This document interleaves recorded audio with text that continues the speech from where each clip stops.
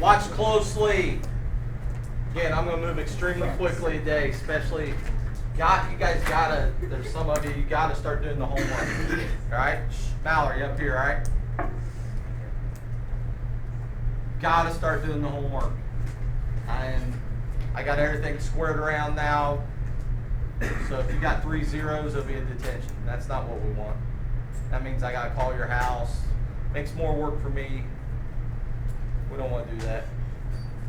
So gotta do the work. At least attempt it.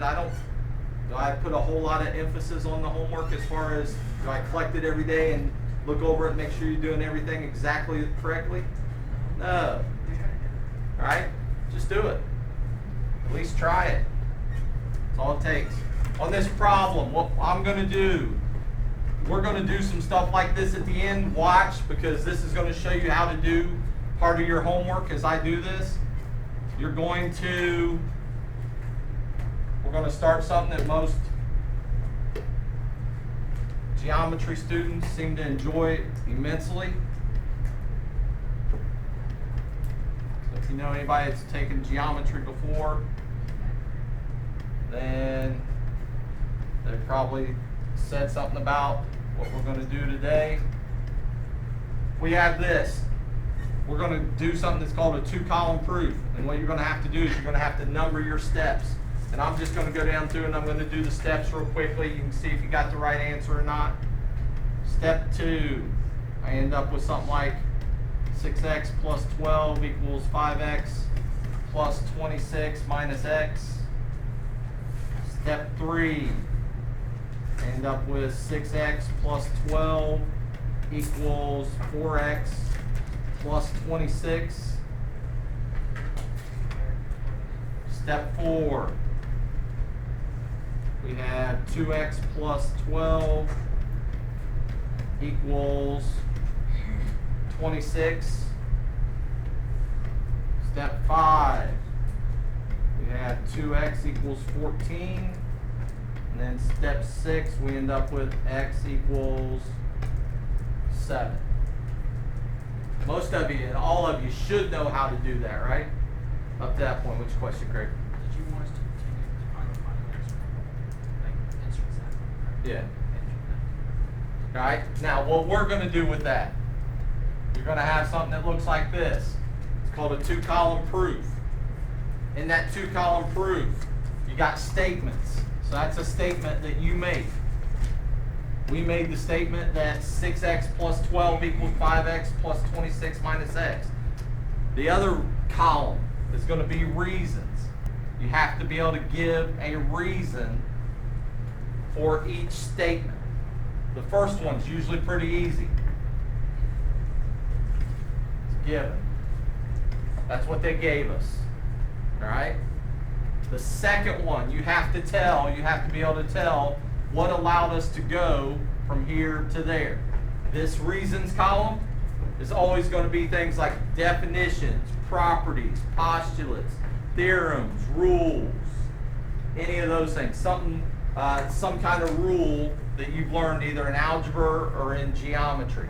What allowed me to go from this step to this statement? What did I do? Distributive property, and that's what you're going to write. Distributive, if I could spell, distributive property. It's just like with your folks. You go home tonight and you tell your folks, I need $20 for tonight. What's the first thing they're going to say?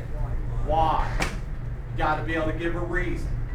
Same thing here. You got to be able to give a reason. Number 3, what did I do to go from here to there? This is probably I don't want to say it's the hardest one, because once you catch on to it, it's probably just as easy as anything else. I collected like terms, all right? And you could just collect like terms if you wanted. That's sort of a reason. But what I would rather see is this.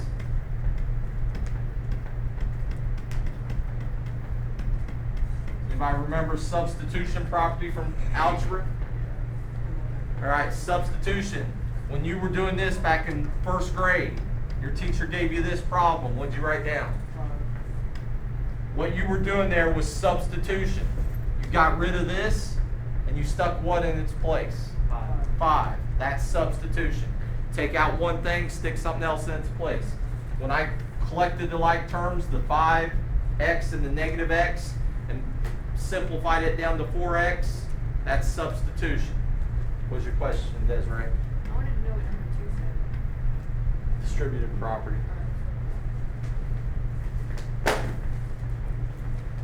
Next one, what did I do to go from here to here? From 3 to 4, what did I do?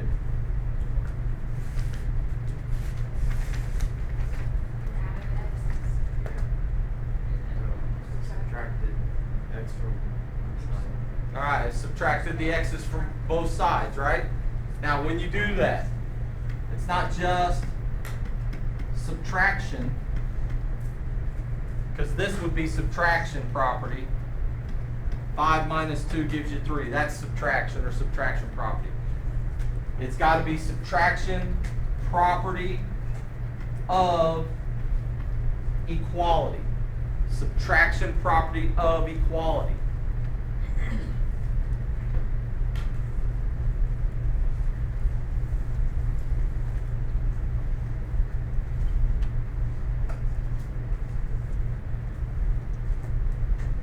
What did I do to go from 4 to 5? Thought I heard it.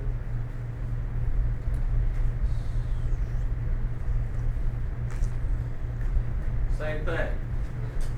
All right, so you just write subtraction property of equality down again. About 5 to 6, what'd you do? Division. Now, just division. When you put this property of equality on the end, what you're saying is you're doing it to both sides of the equal sign. So this one would be division property of equality. And that's the kind of stuff we're going to end up doing. So that should help you with not this page, but the other page of the homework. All right, on the homework, questions, problems you want to see worked off of page 80. Yes, Jacob. Number 6.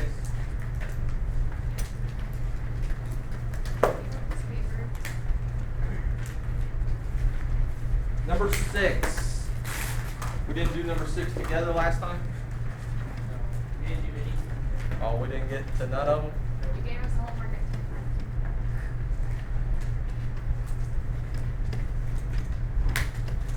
I thought it would go like F, J. Anybody figure this one out? I thought it would go F, J. No. That's what I thought. Good guess, but Isn't that a situation where you people- Anyway, Relates and numbers.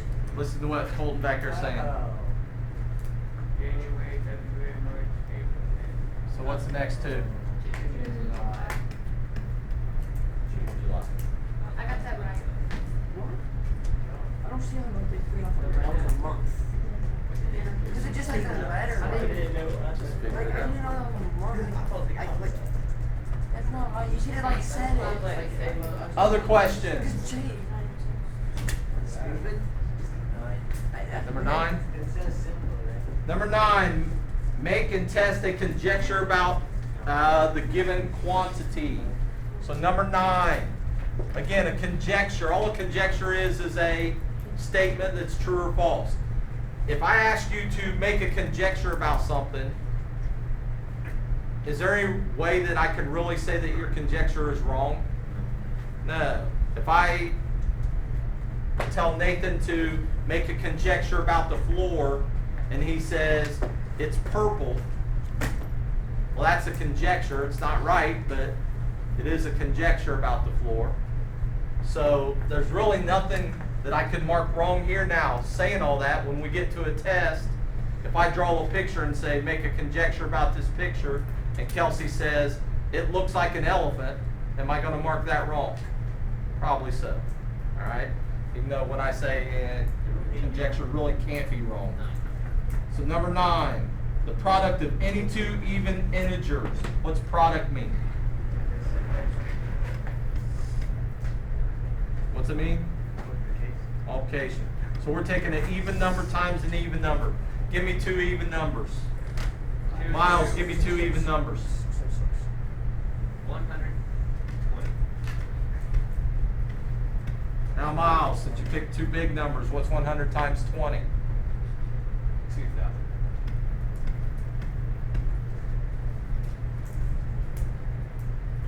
Caleb, give me two even numbers. 8 and 4. I'm hoping that some of you get the idea that you probably want to tell me two numbers that you know the answer to for multiplication, right? What's 8 times 4, Caleb? Give me two even numbers. Desiree, give me two even numbers. 2 and 2. What's 2 times 2, Desiree? Anybody got something so I far? have 40 as the answer on my thing without your. And because they want a conjecture, so you got to come up with. Okay, but 40 would be an answer, right? Yeah. Not for the whole. You're talking about for the whole number 9. No, because they want you to come up with a conjecture, and that's what we're getting ready to do. Somebody make a conjecture for me. They're even. What's even? All the answers are even. All right. So what you would say, answer will always be what? Even. An even number. Answer will always be an even number. That's a conjecture. You're making up some statement.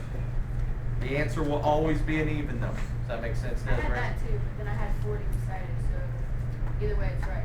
Well, this is the actual answer. Okay, well I have result even. Other questions? 29 and 30. 29 and 30.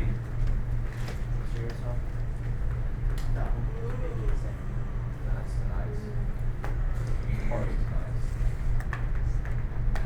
Why'd you do the wrong page and I didn't realize?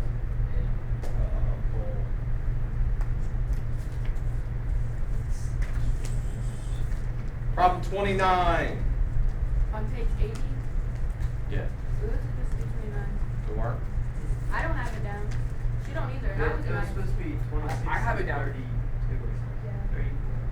34. I have it down. I copied mine like my. Off That's what you gave me. Jacob, you have it down? Yeah, that's what you gave it to us. 29. I don't remember what's on it. Hang on, I can- Use inductive reasoning to make a conjecture about the given quantity. Then use deductive reasoning to show that the conjecture is true. The sum of two odd integers. So same idea, except what's sum mean this time? Addition.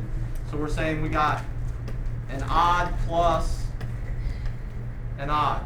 Give me two odd numbers. Anybody? 23 and 5. What's that? Sum. 28. Give me two other odd integers. 69 and 31 I heard, and 69. what's that give us? 100. You guys still ain't got the intelligence to pick numbers that you can actually add together in your head real quick, right? Instead of making this take longer than it has to. Give me two other odd 5 numbers. and 7. 1 and 3. 1 and 3, thank you. 1 and 1. What's 1 plus 3? 4. Give me two more. 13 and 13 and 8. What's that give us? 8. It's not. It's a even number. Oh, 8's an even number. So 13 and what? 9. 9. 22. Can we make a conjecture yet? Yeah. Two odds added will always equal an even number. You add two odd numbers together, it's always going to give you an even number as your answer. Still want me to do 30? Problem 30. Product of two odd numbers again. Give me two odd numbers. 3 and 3. What's 3 times 3? 9. Colton W, give me two odd numbers. 5 and 5. What's 5 times 5? 25. Austin, give me two odd numbers. 9, 9, 9 times 9. 81. Anybody got conjecture yet? Multiply two odd numbers together, your answer is always going to be a odd number.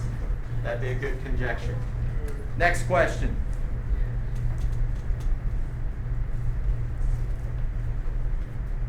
No others? 14. Find a counterexample. Watch closely on these counterexamples. You got to be able to find counterexamples. If n is a non-zero integer, then n plus 1 divided by n is always greater than 1. Let me erase this so that we can have some room here.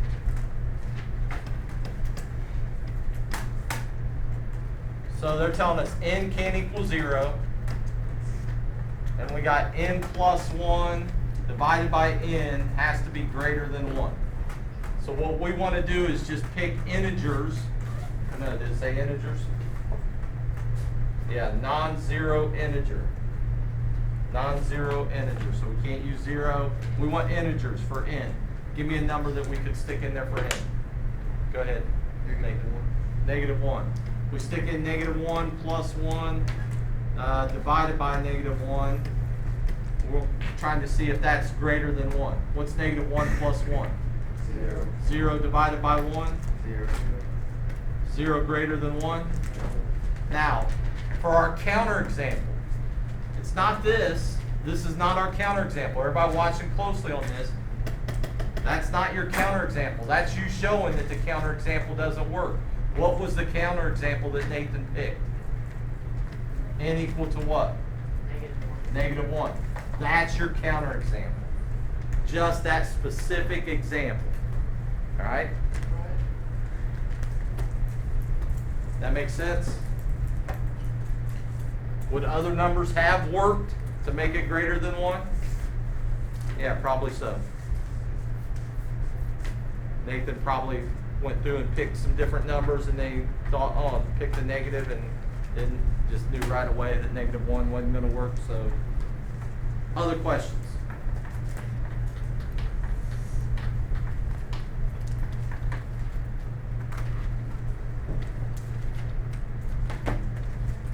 No others? Jacob, you understand all that, right?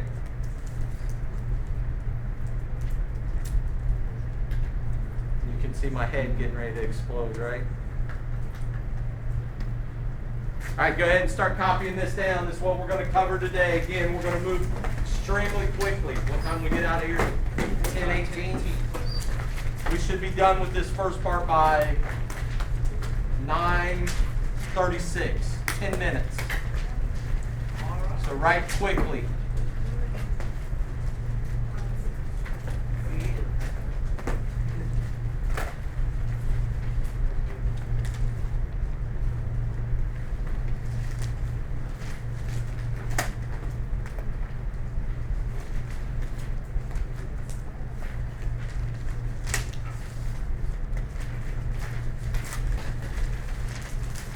What we're going to cover, understanding and using postulates. We're going to go over a bunch of postulates in this first part.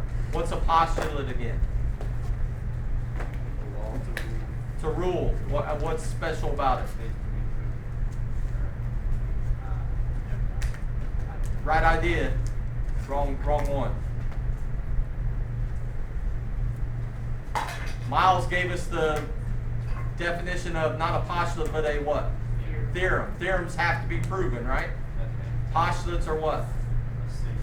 We just assume them to be true. So postulate's something that we just take for granted is true. Make sure you're writing your notes. Binders will probably be due next week, and we'll try to have it on the board before the end of this week over here. When binders are due, and I'll try to pass out a paper telling you exactly what you need to have in your binder. All right? So next week, start getting them in line now. Don't put it off. Do you have some idea what should be in there? Anybody?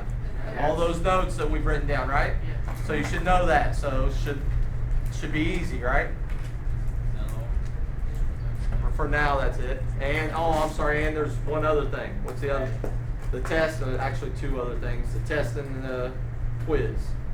Should be a test and quiz that I pass back to you. Sketch and interpret diagrams. Got to know how to sketch and interpret diagrams and be able to use algebraic properties like we were just doing on that starter question that I had up here.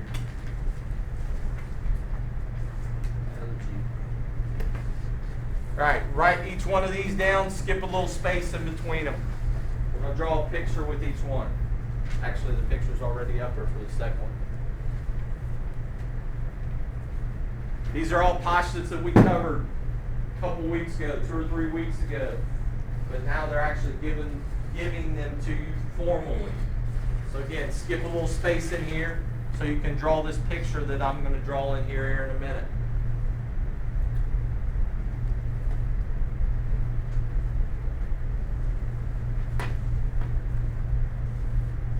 Earlier in the year, what did we say about 2 points? Any 2 points in the world, what do we know about them? They make a line. So you might want to write that. 2 points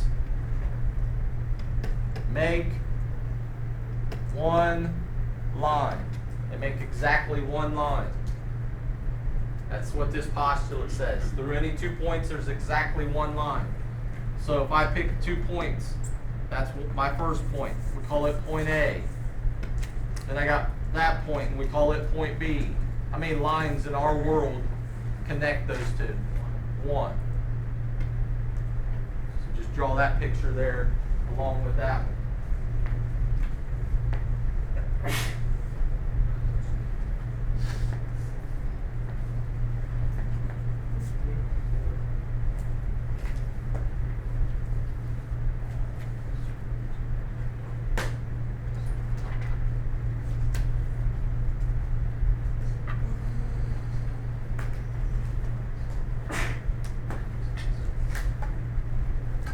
This one, there's a couple of these that I think are just ridiculous even to write down or even to mess with, and this is one of them.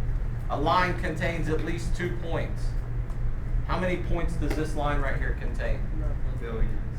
Millions and millions and millions. Even though I didn't show any of them, how many points are on that line? A whole bunch. So to say a line contains at least 2 points, that's sort of, it's true, but it's sort of worthless, isn't it? You should know, if Jacob knows, even if I draw this little bitty line up here, how many points are on that line? A lot. What about the top one says like 32 points, or just one line, not one line could have more than one. So would that be fake? Not true either. What do you mean? Like the top one says 2 points, any 2 points is one line. Right. Could there be more than like one dot through that one line right there? Oh yeah, you could still have more, you could have more points on here, right? But we know through these 2 points, in our world, there's how many lines that go through those 2 points? One. Somebody name this line up here for me. AB. Line AB. Then there's F. How else could you name it? You could name it line F using this little letter out here. You got to make sure you know that there's different ways. And what's the other way? Somebody said another way? BA. Line BA would work. Those are all 3 ways to name that same line. With me back here, Colton? Yep. 2, 3. 2 lines intersect.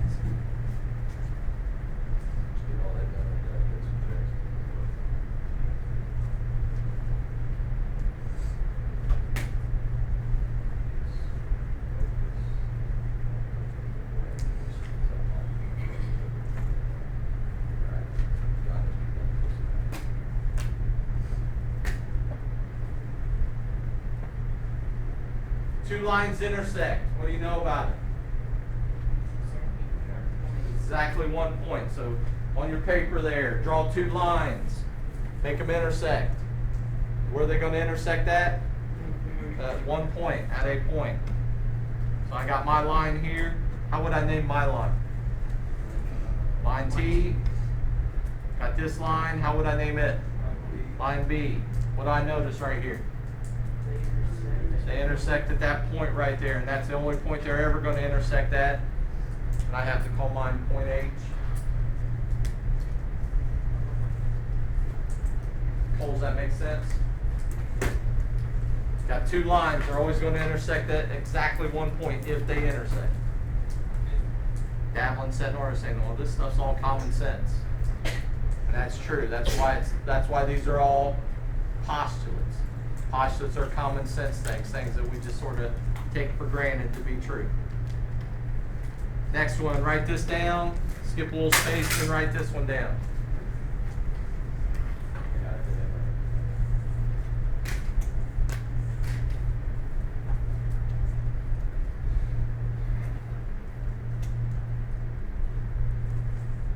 How could you shorten up that first one? Could write what? 3 non-collinear points make a what? Make a plane. 3 non-collinear points in our world always make, I shouldn't put a plane, I should put one plane. They always make exactly one plane.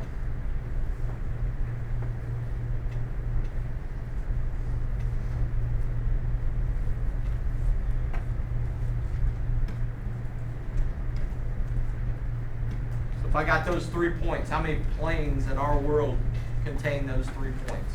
One. Exactly one. There's one plane.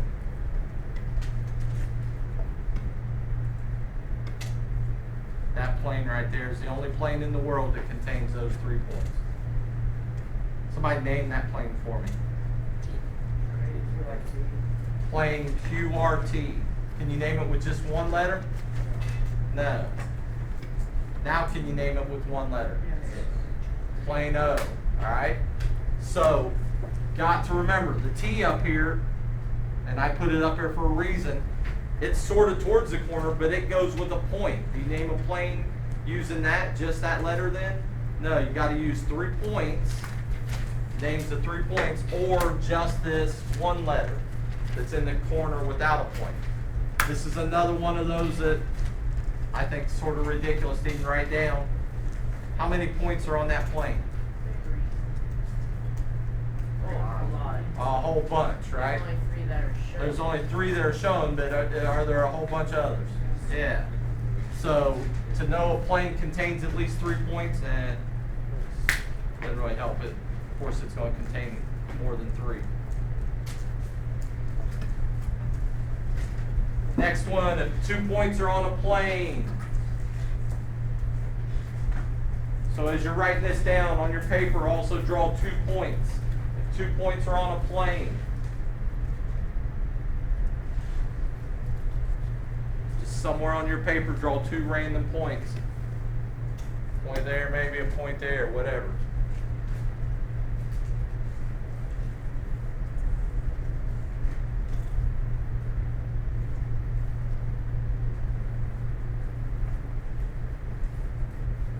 I have those 2 points. What do I know about the line that would contain those 2 points? If I draw it, where's it going to be? It's going to be in that plane, isn't it? So take your 2 points and draw the line between them, or draw the line that goes through them. My line doesn't look real good, but it's good enough. That whole line that you drew, was it on your piece of paper? Yeah. So if you have 2 points, if those 2 points are in a plane, so if I have my plane there, plane Q, I have that point, point A, have that point, point B. I connect them with a line. Is that whole line going to be in the plane? Yeah. Now somebody last block said, but the line continues on. And that's true. So does the plane. So does the plane. So this plane actually goes out in all 4 directions forever and ever also. So every point that's out here on this line, is it still going to be in that plane? Yeah. Next one, if 2 planes intersect. When 2 planes intersect, where do they intersect at? At a what?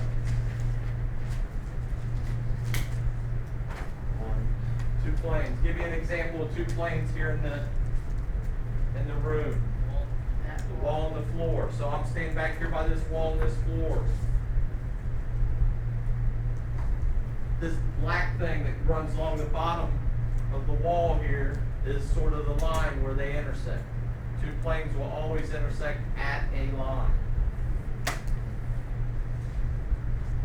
Mason, that makes sense? Two lines makes it intersect at a what?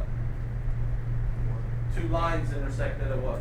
A point. Two planes intersect at a line. See, I thought I could trick you there, but it didn't work, did it? So I have this plane. My picture for this isn't very good. This is plane P. Then I'm drawing my next plane.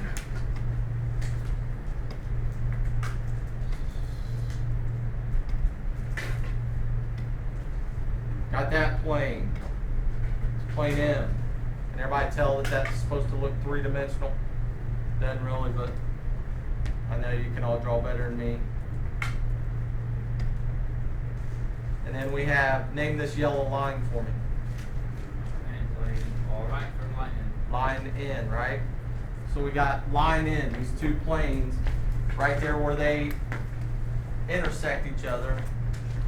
They contain that line, or they both contain that line.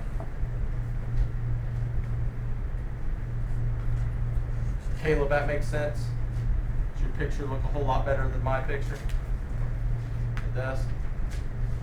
Thanks a lot, Caleb. He's a nice person.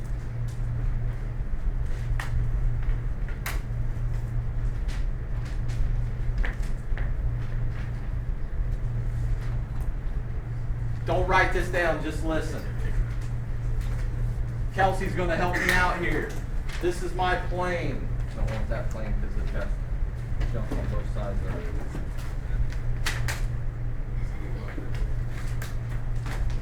This is my plane.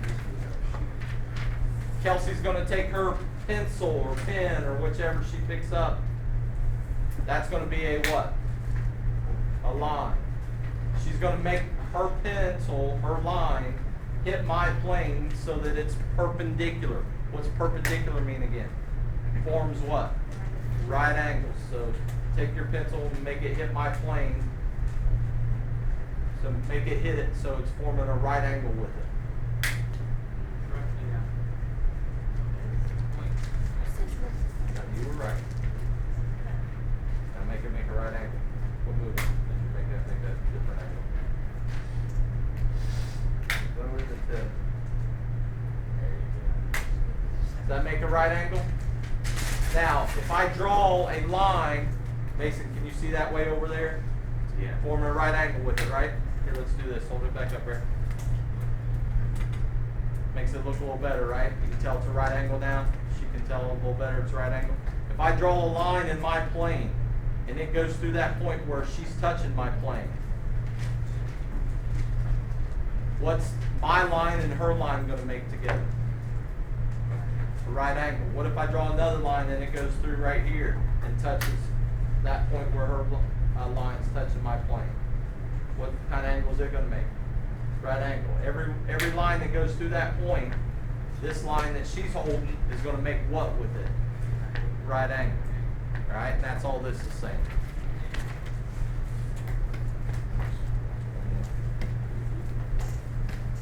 All right, get out your books.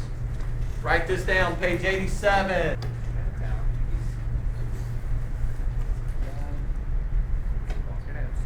So, last time we could draw pictures. Yeah. Just draw using that diagram, the blue diagram that they have there. Just taking part of it and drawing a picture to show I it. just kind of wrote. That would work too. Stop being lazy. Get them all the way out. Want to see them on your desk. Boy, Jacob, I've not heard anybody say lazy in your name all year long. I know. Only like You 6 right million all times. here. I don't think so, because there's more than that. So which one stays I that? am. I don't see that. I had it wrote down first. Right. Why am I arguing with you? All right.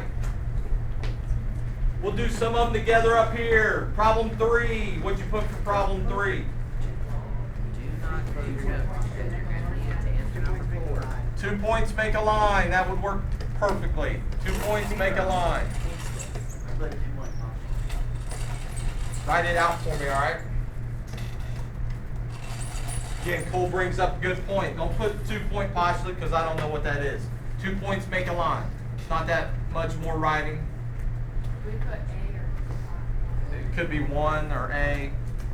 It actually should be 1 line. 2 points make 1 line. A line means 1 line, right? A means 1. yeah. Number 4, be careful on this one. What it say? What's it showing you first on number 4? A plane, and then it's saying what? It's got 3 points in it. So, see, that's the backwards one. This is what they show us first. The plane, and then it has 3 points. So, What kind has all planes have what? at least 3 points? Have at least 3 points. All planes have at least 3 points. At least 3 points. All planes have at least 3 points.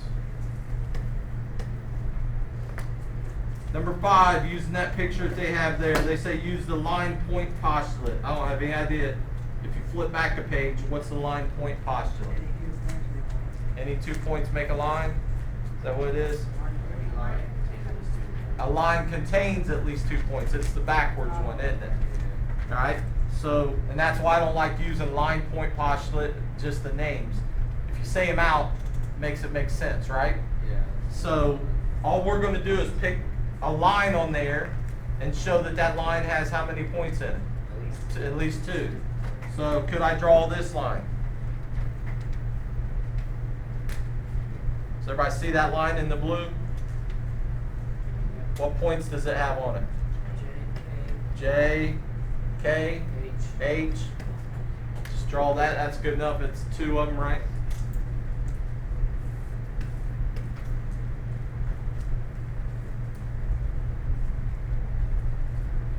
Pull W, that making sense? Get that picture? Number 6.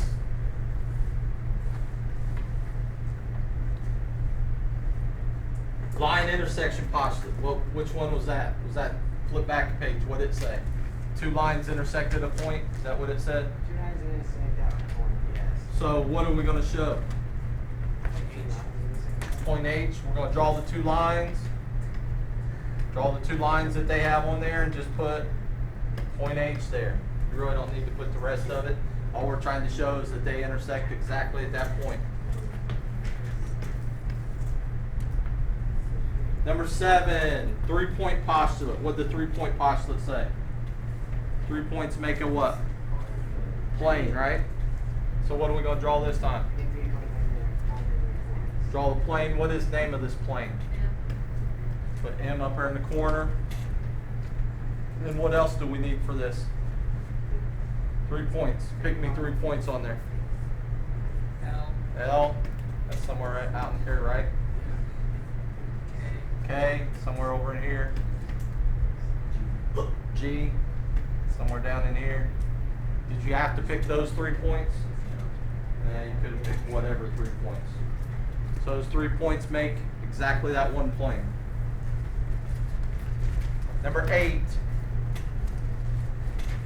Plane line postulate. Which one was that? Have 2 points line plane, and the line between the lines of the plane. So we got this plane. We got plane M again. We're going to draw it. Give me 2 points. JK. Is J down here somewhere? K's up here. Yeah. Drawing that line. Is that line completely in the plane? Yeah. So if those 2 points are in the plane, huh? Yes, so is the plane though. Don't be trying to mess with me. No, I didn't. No. Ah, no. Let's just push.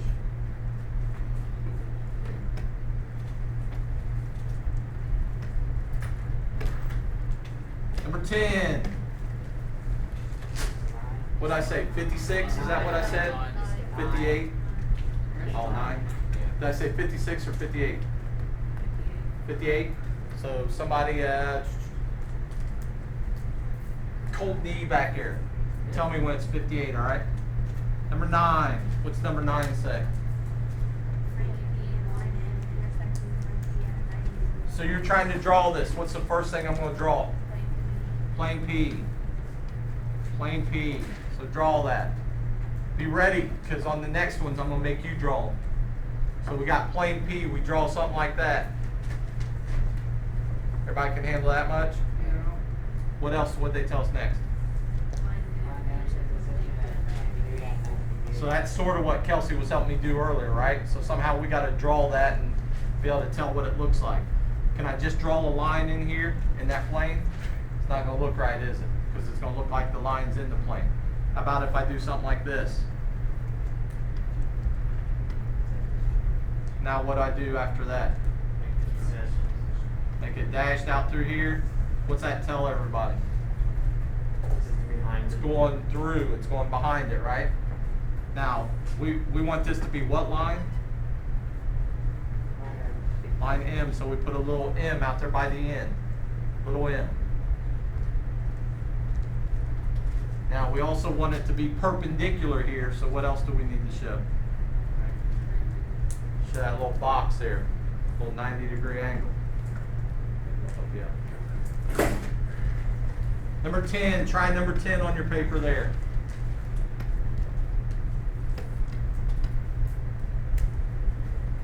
Read it and try to draw it yourself.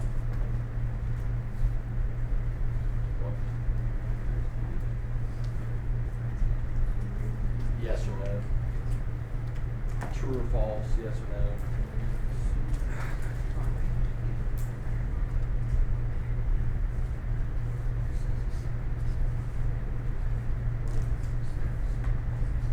Man, Caleb, that's some ugly drawings. You told me your picture looked better than mine earlier. What'd you draw first on number 10? Plane P again? Desiree, did you get plane P? That's pretty easy to draw, right?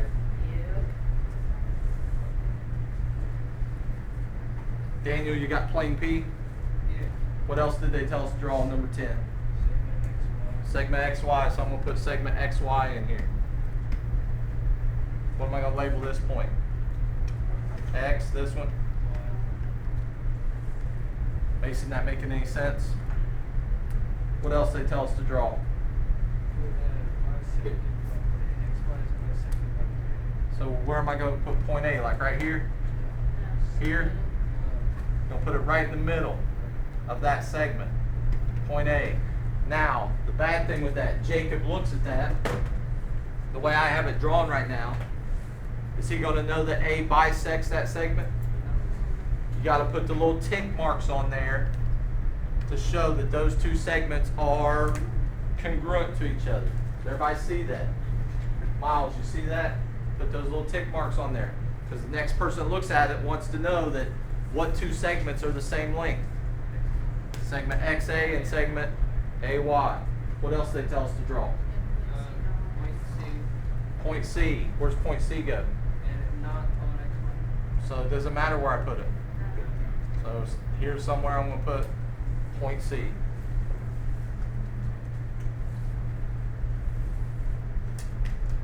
Try number 11. Try number 11.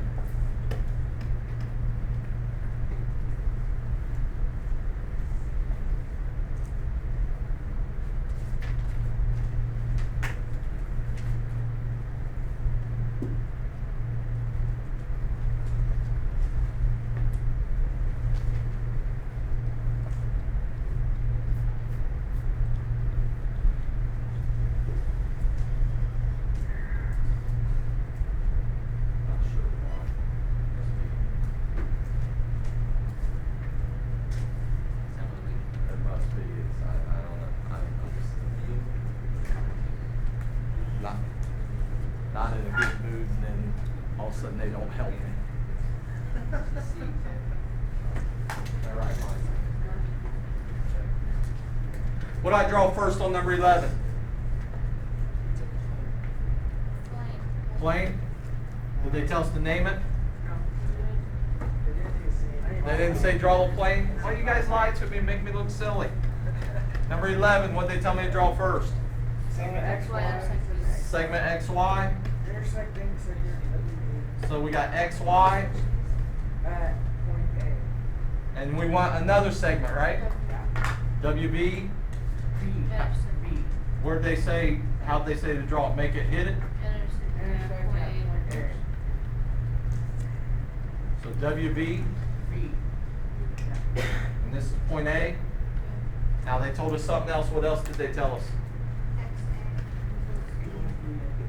XA, segment XA, so here to here equals segment VA. So how am I gonna show that? Put the little tick marks on there maybe, something like that?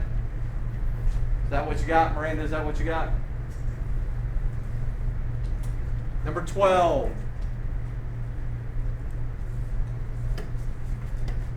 What's number 12 tell us to draw? Maybe. Plain P? You guys lying to me this time? No, I did 12 on accident. We were supposed to go on. Yeah, right. I did that too. I don't even believe you anymore, Mallory. Plain P, what else they tell us to draw? Segment A, B, C, D. Slow down. Segment AB, Segment C, D. Yeah, they all intersect. they all intersect at X. Yeah, yeah. So what's that mean? They all intersect. CD, Yeah. EF. So where's X at? X is the middle. X is right there in the middle, and they say X is the midpoint of all those. Now here's where you gotta be really, really, really careful. X is the midpoint of each of those segments. Does that mean all 6 of these little segments are equal? Yeah. What segments does that tell us are equal to each other? AX and BX are equal. What else? CX and BX. These 2 are equal, so I gotta mark them different than I marked the others. And then what other 2?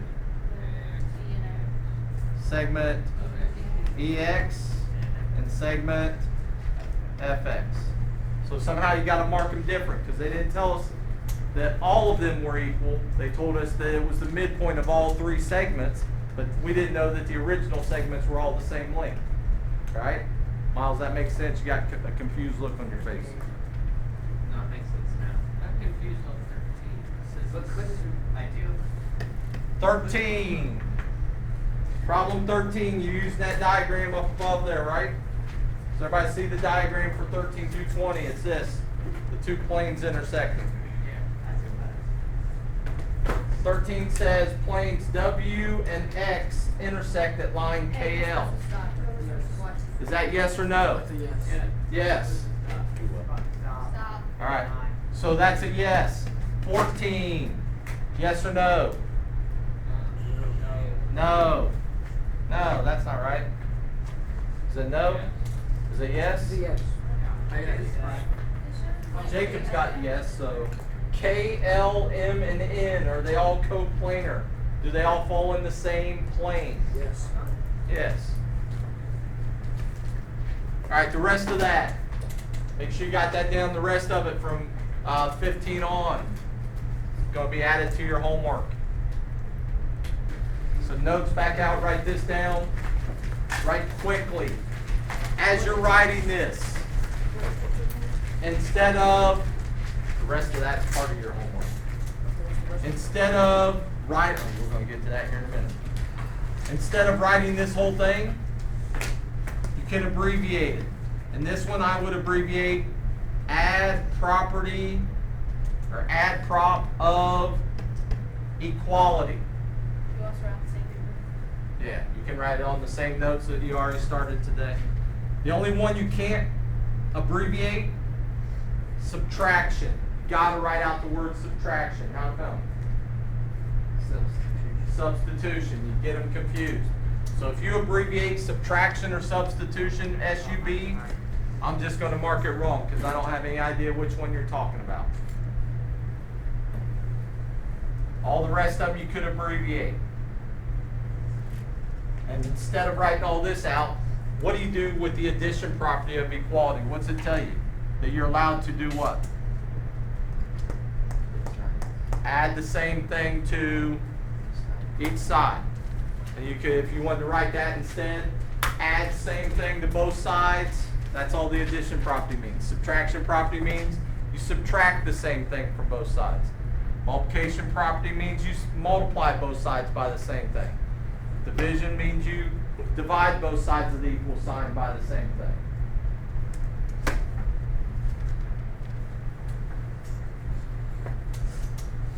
Keep this handy. If we have time at the end, if we get done quick enough, we'll go back and we'll start over doing those problems.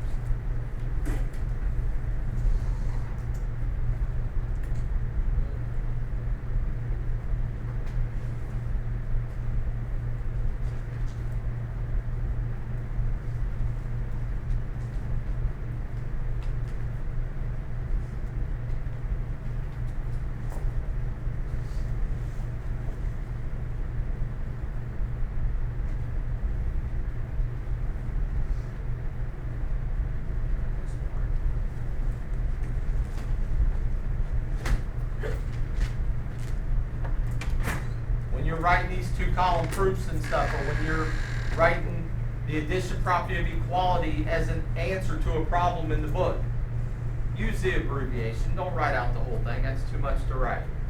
All right? Can you handle that, Mike? You had to take the day off, get your hair cut, didn't you? That's why you took the day off. Can't move the whole day off to get your hair cut. Desiree, quit looking at me that way.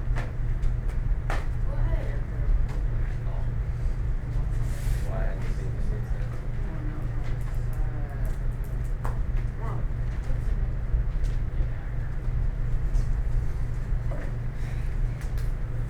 Everybody have all that? Yes, no, maybe? Two other properties, substitution property and distributive property. Substitution property just says, take something out, put something of equal value in its place.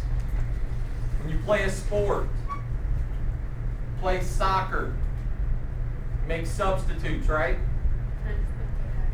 You take out a person and you put somebody else that you hope is of equal value in their place, right? With sports, it doesn't always work out the same, and math has got to be, they have to be exactly the same. So if I'm looking at this example that I have here for substitution, 5a plus 7b equals 36. Can you solve that? Is that an equation that you could solve?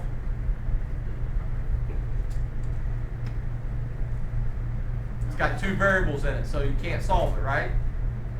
But if I know a equals b, and I take out this b right here and stick a in its place, now do I have a new equation that I can solve?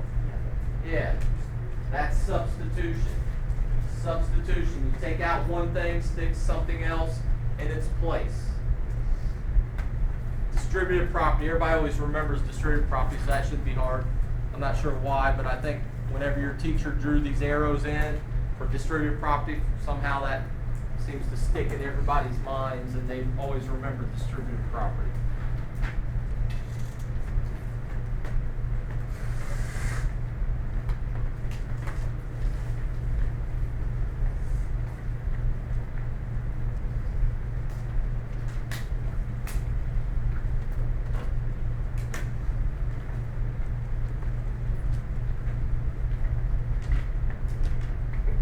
Again, I hate to say this because some of you are taking advantage of it. You're going to find out when I grade your binders that I sort of lied to you. You have to write every single little word that I put up there. No, make it so it makes sense to you. Alright? I say that, and then Nathan sat back there and never writes anything down. Says, I understand it. You said I didn't need to write it down if I didn't have to. Well, when I grade his binder and he doesn't have any of it, is he going to get a grade for it? No.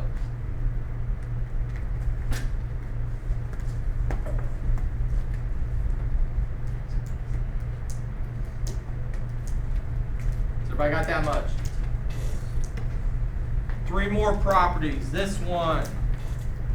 Listen closely before you start to write anything. Reflexive property, and I don't want you to write anything down yet. Reflexive property, very, very, very important in geometry. Got to know what reflexive property says. So every time I ask from here on out, Reflexive property, what I want you to say, Colton, anything equals itself. Anything equals itself. Daniel, you got that way back here? Anything equals itself is a reflexive property. So if I say, use a reflexive property to tell me something about segment AB. Segment AB is congruent to segment AB. That's all reflexive property says. Anything equals itself. These other two you used last year a lot in algebra. Probably didn't realize you were using them all the time, but you used them a lot.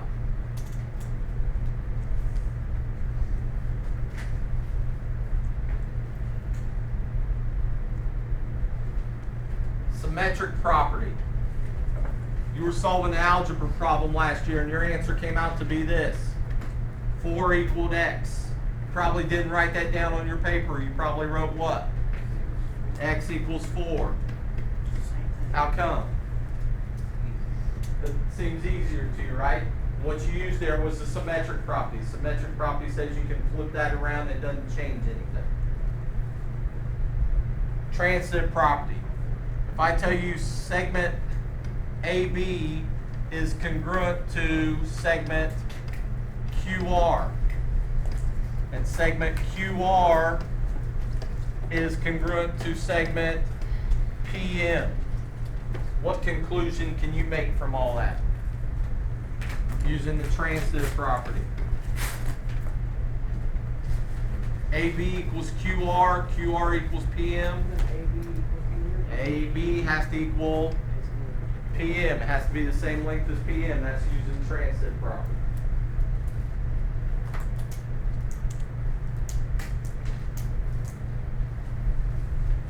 Again, reflexive property is the one that matters the most here. Symmetric, transitive property you should have learned in the past. But reflexive, anything equals itself. Angle A always equals angle A. Angle QRS is congruent to what? Angle QRS.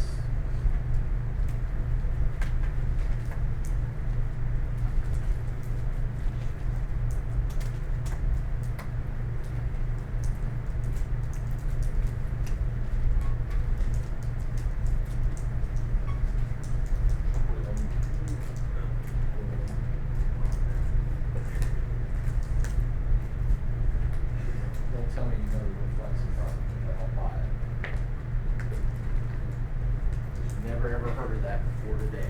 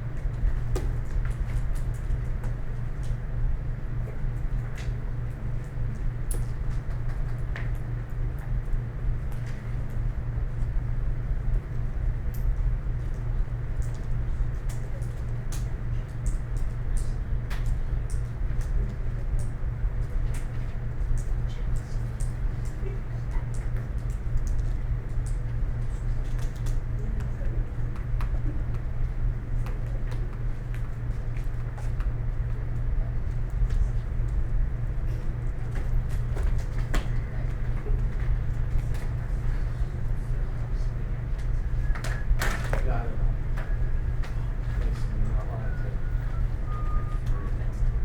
Got it all there.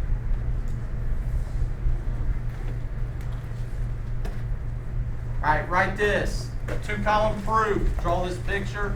2-column proof is also called a formal proof.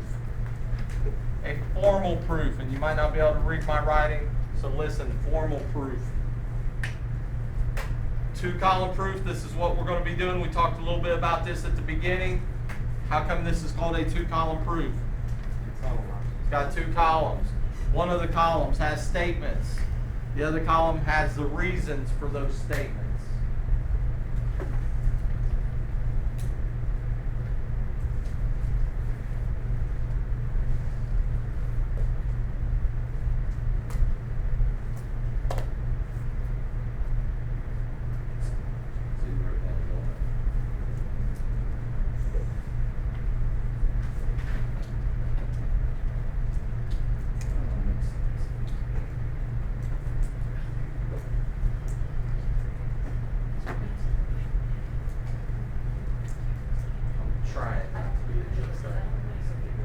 awfully,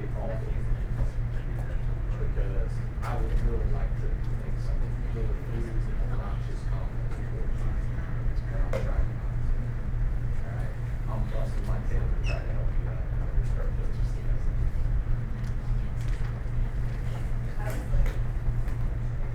When you make your statements, you make the first statement. It's got to have a number with it. Alright, does everybody understand that? Then your first reason is going to match those two up. Your first reason, 99% of the time, ignore that extra little line going down through there. Your first reason is going to be given normally. Then you're going to have your second statement. Usually your first statement leads you to your second statement. And then you're going to tell what allowed you, over here is your reason. You're going to tell what allowed you to go from statement 1 to statement 2. In this reasons column, these are going to be things like definitions, theorems, postulates, properties. It's always going to be something like that. It's going to be some kind of rule over here in your reasons column. Definitions, postulates, theorems, so on and so on.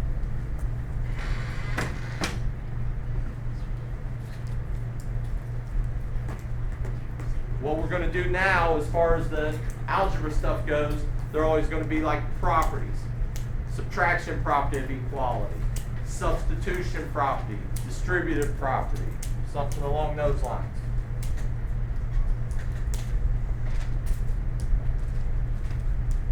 All right, this is the rest of your assignment.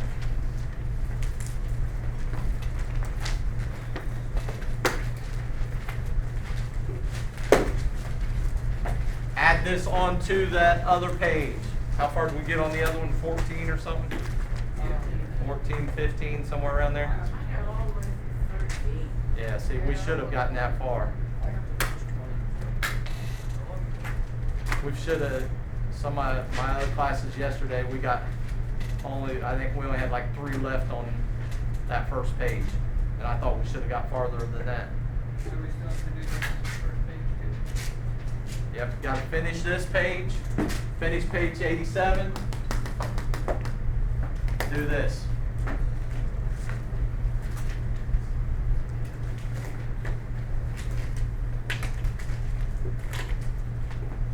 Three.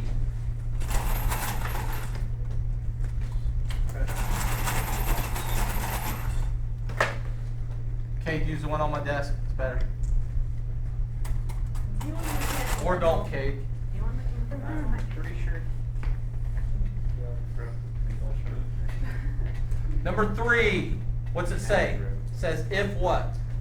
Points A and B. If points A and B, then you got a line. So which postulate is that talking about? For any 2 points, there's exactly 1. 2 points make 1 line. That's all you had to write down. Number 4. What's it start with? If plane. So you got a plane, and then you got what? Points. Plane with the points on it, right? So which one is that? 3 non-collinear points. Be careful now, it's the other one. Because what did you start with? Oh, if plane contains at least 3 points.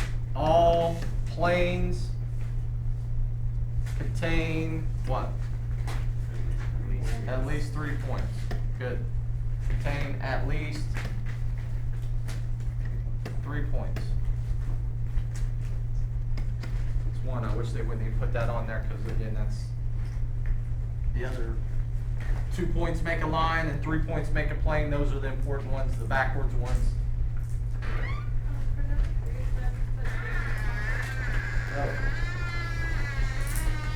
Don't just give me names because I don't have any idea what this book names these things, all right? This is what unless you guys want to start having like definitions tests where I say, write the 2-point postulate. I don't want to do that, right? So remember this, 2 points make 1 line.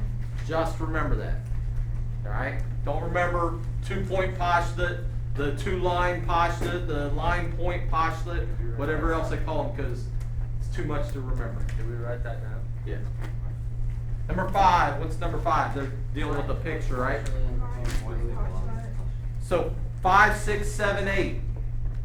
We're going to draw part of that picture. I don't have any idea what the line point postulate is. If you flick back a page, all those postulates are right there on the page right before in that yellow box. What's the line point postulate say? A line contains at least 2 points. All we want to do on this picture is we want to draw part of the picture showing that a line contains what? 2 points. So line Is there a line like this on there? Does it have 2 points on it? What's this point? okay. K? What's this point? Draw that picture. That's good enough to show that postulate. Just now get to the right page.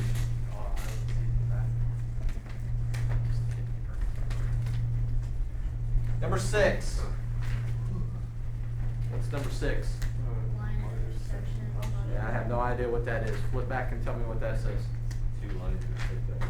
2 lines intersect at exactly 1 point. Is that what it is? So what are we going to draw on this one? 2 lines intersecting. The 2 lines. Is there 2 lines on the picture? Look something like this, maybe. And there's that close.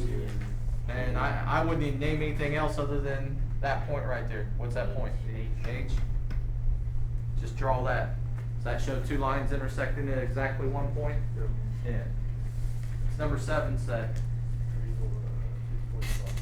3-point postulate. What's that?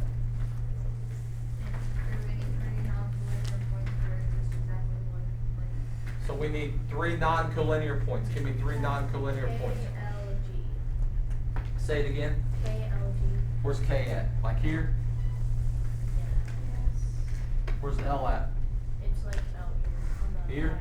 right. Where's G at? Here? Here? Yeah, go. Close enough. So we got those 3 points. Together, those 3 points make up a what? My lovely plane there. Be back with me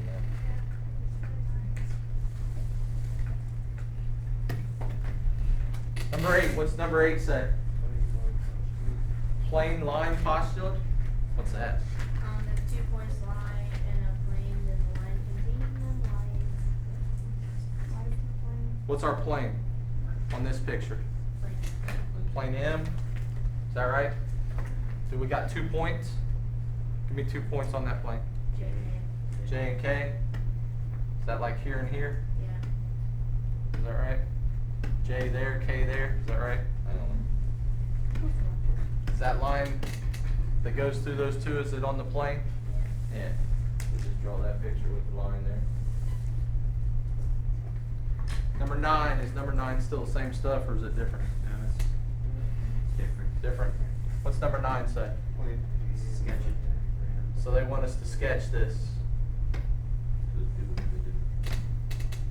Somebody want to come up and try to sketch it instead of me doing all these? Is everybody too chicken? Is that a yes? Braden, you're too chicken? Not yet. After I master's, I'll come up there. I'm looking at Amy's, man, she draws pretty pictures. How come you don't draw pretty pictures like that, Devin? Your pictures look like Don't mine. use this pen. Why can't you be more like Amy's and draw these pretty pictures? I'll just use it, not yours. Yeah, it's like a honey badger in water. I hope you care enough to get through this class.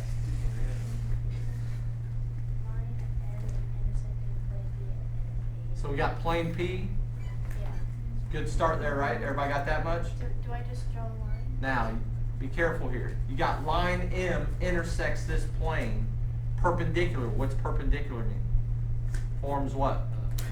Oh, okay. Forms a right angle. Stop for a second. Don't do anything. I got the plane right here. Use yours as the line, all right? How's your line going to intersect my plane? Is it just going to lay on it like that? No. So show everybody. perpendicular to it. It's got, so she wants to draw that picture. Just draw a dot. See how she did that? Oh, sorry. See, what's that dash tell us? That the line goes through. It goes through it, right? So it looks like it's going through the plane. Now, they wanted it to be what right here where it intersects the plane? And 90 degrees, right? So how's she gonna show that, hey, this makes a 90-degree angle put a here? square on it. Put that little box in there. So put that little box like right there. Spectacular. Will we be turning this worksheet? Yes, it is. Can you That's the read exact small reason why I don't take pictures? Yeah, probably. Put the box there. She did well as far as naming her plane and name her line. Remember, when they say line M with the lowercase m, it's got to be out there on the end, right? Not some point on the line. Number 10, what's number 10 say? Wait, don't change it. Okay. Let's try to do number 10 over here then. Segment XY Okay? in plane P. All right, stop right there. So we know we're going to draw what again to start with? So I'm going to put a plane P right here. To draw that, It's just a plane P. yeah, it's a plane P. Not a fancy P, a plain P. Plane P. Plain P, Kate. Not a sugar P, No, no, plain P. plane P. A normal P. Normal. No, plain P, not a normal P. Plane P. Plane P. Then we got a segment. What segment? XY. XY. So I do this.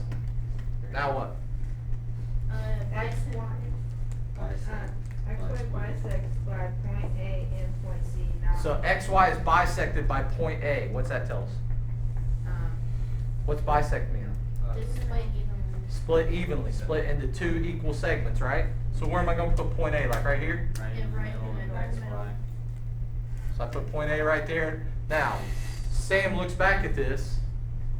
Is that enough to tell him all that information that you just told me? no. No, what do you need? You gotta have the little hash mark things. Put the little tick marks on here.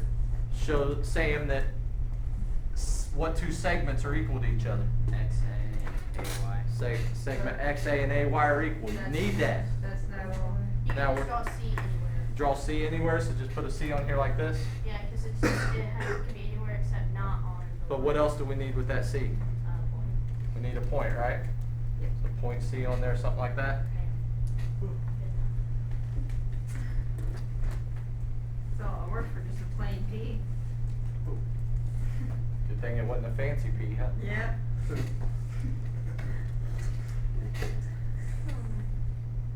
What number are we on now? Can't even 11. forget. No, we're on 13. 11.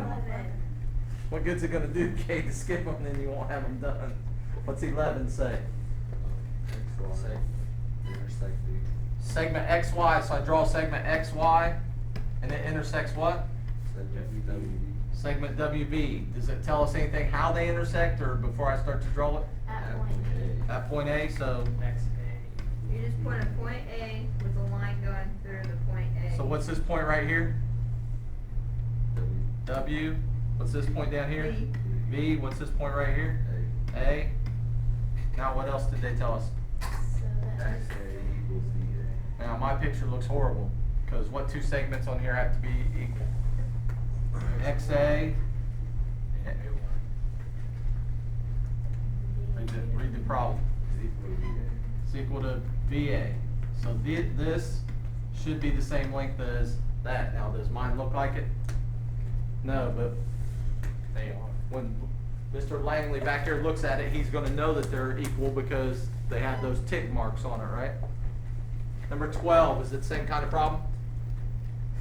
Yeah. What's it say?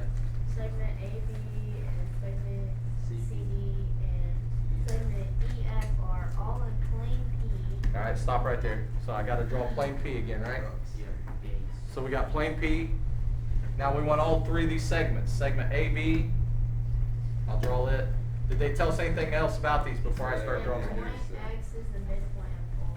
So they all intersect at what point? X.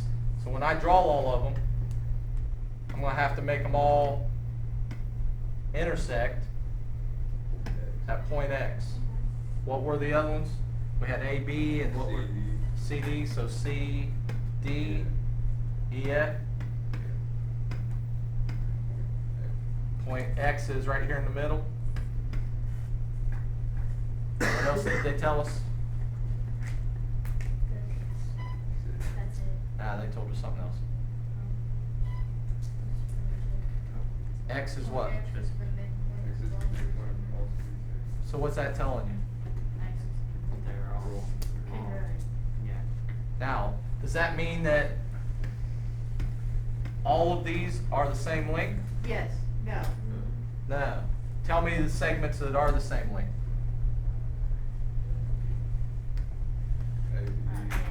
AX is the same length as what other segment?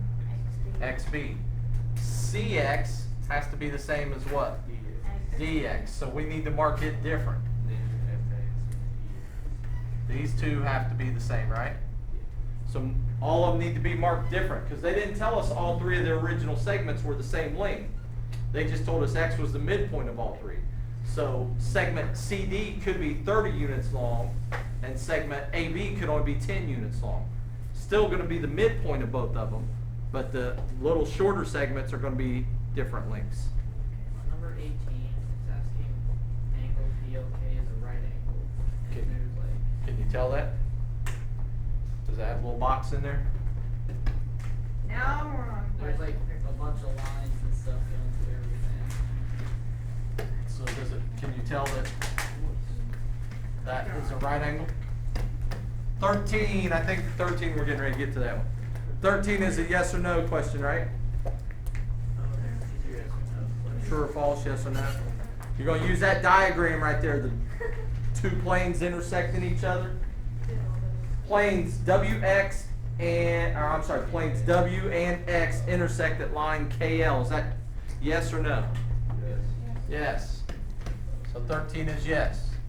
Those two planes intersect right at that line that they gave you. 14, read that to me. Points K, L, M, and R Are those points coplanar? What's coplanar mean again? Same plane. Are those points all on that same plane? No? Yes? Yes. Yes, they are. It's so hard. Now, where most of you get confused at is when the point happens to fall right in the middle there where the two planes intersect. Well, those points that fall right in the middle, are they on the light blue plane and the darker plane? They're on both of them. 15. Good afternoon, National Trail High School. We have a few Q, J, and announcements for M. you. The first announcements, we want Are they to collinear? make a change in the 2016-17 Are they collinear? homecoming court, which involves No. the junior class. So Ariel So Lee I agree with will Brady? still be the female. Not the same line? And now Malachi Short is the winner of that junior class. So Ariel Lee and Malachi Short will represent